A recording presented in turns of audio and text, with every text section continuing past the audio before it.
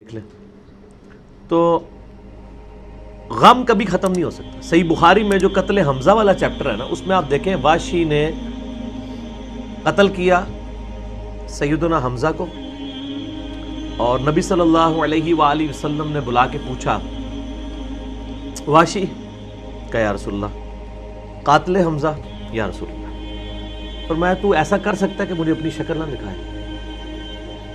پوری زندگی آپ نے اس کو اپنے سامنے نہیں آنے دیا، حالانکہ چچا کو شہید ہوئے 5 سال ہو چکے تھے۔ کسی نے آپ صلی اللہ علیہ وآلہ وسلم کو مشورہ نہیں دیا کہ بھی سوگ تو جو ہے وہ 3 دن سے زیادہ نہیں ہے، آپ 5 سال پرانے چچا کو یاد کر رہے ہیں۔ آپ نے تو بلکہ اپنا جو آخری خطبات میں سے خطبہ شہدائے احد کے اوپر ہی جنازہ پڑھ کے دیا تھا، اپنے چچا کی قبر کے اوپر جا کے وہاں پہ جنازہ بھی پڑھا، اور کہا مجھے تم سے یہ خطرہ نہیں کہ تم میرے بعد شرک کرنے لگو، البتہ یہ ڈر ہے کہ دنیا کے خزانے تم پر کھول دیے جائیں گے، تم بھی دنیا کی محبت میں ایک دوسرے کو قتل کرو گے جس طرح اگلوں نے کیا، اور تم بھی تباہ و برباد ہو جاؤ گے جس طرح اگلے ہوئے۔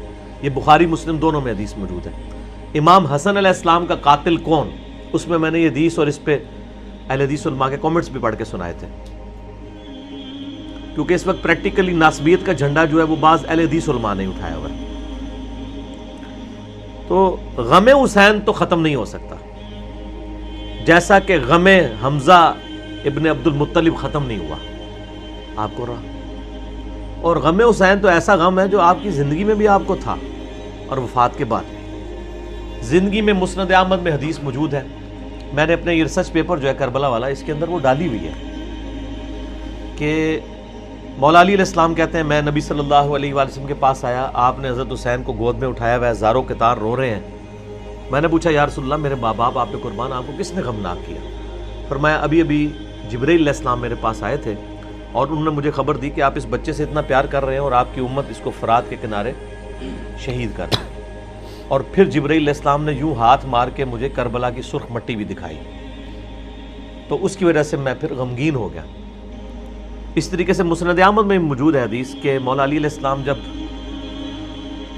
جنگ نہروان کے لیے جا رہے تھے، اس دوران نینوا کے مقام کے اوپر آپ نے اپنے ساتھی کو کہا، الفاظ ہیں اس میں، اے ابو عبداللہ صبر کرنا۔ ابو عبداللہ کنیت تھی حضرت حسین علیہ السلام کی۔ تو ساتھی کہہ رہی ہے آپ کس سے باتیں کر رہے ہیں کہ اے ابو عبداللہ صبر کرنا، اے ابو عبداللہ صبر کرنا؟ فرمایا میں نے نبی صلی اللہ علیہ وآلہ وسلم سے یہ حدیث سنی تھی۔ پھر انہوں نے وہ حدیث بیان کی آگے سے جو میں آلریڈی بیان کر چکا ہوں کہ میں ایک دفعہ آپ کے پاس آیا، یہ مسند احمد کی حدیث پوری ہوا ہے۔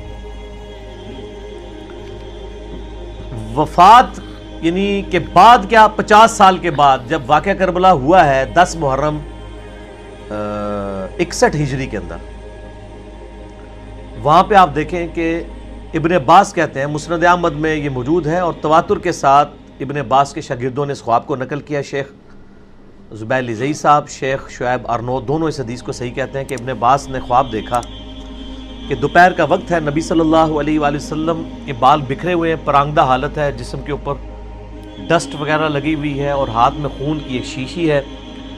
اور ابن عباس کہتے ہیں میں یعنی کانپ اٹھا، میں نے کہا یا رسول اللہ صلی اللہ علیہ وسلم میرے ماں باپ آپ پہ قربان، یہ آپ کی کیا حالت ہے؟ فرمایا یہ حسین اور ان کے ساتھیوں کا خون ہے جو میں صبح سے جمع کروں کربلا میں۔ یہ ایک تمثیل دکھائی گئی تھی، یہ نہیں ہے کہ آپ وہاں موجود تھے۔ اس طرح کی ایون ہم جتنے دوست یاروں کو خواب میں دیکھتے ہیں، آپ ان سے پوچھیں کہ آپ آج میرے خواب میں آئے تھے تو ان کو نہیں پتا ہوگا، وہ اللہ تعالیٰ تمثیل دکھاتا نا۔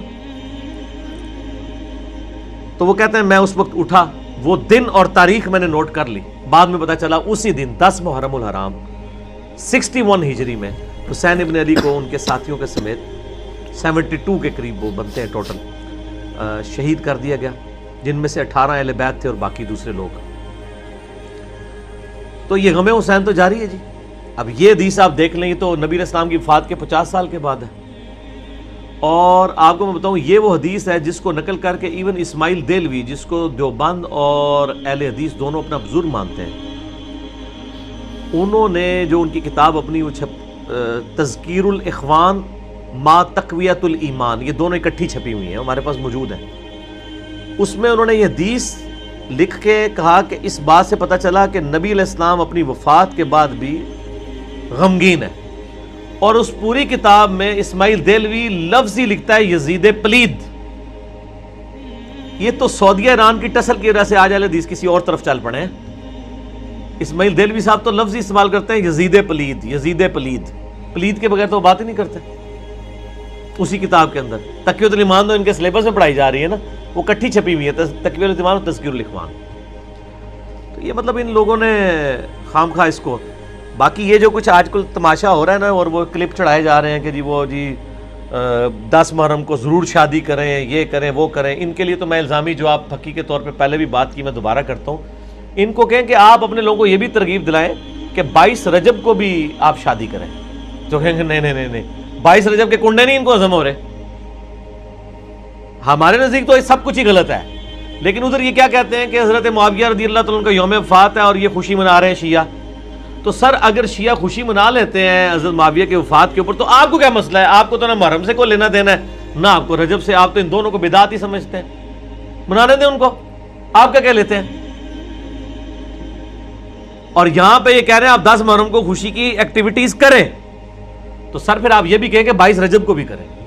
تو میں نے آپ کو بتایا نا، ایک یہ مینٹیلٹی ہے، ایک پارشل ناسبیت پائی جاتی ہے ان لوگوں کے اندر. ظالم ہے یہ لوگ، ان کو اپنی اصلاح کرنی چاہیے اور غم حسین کو ڈیلیوٹ نہیں کرنا چاہیے. باقی میرا ریسرچ پیپر پڑھ لیں، اتنی گفتگو کافی ہے.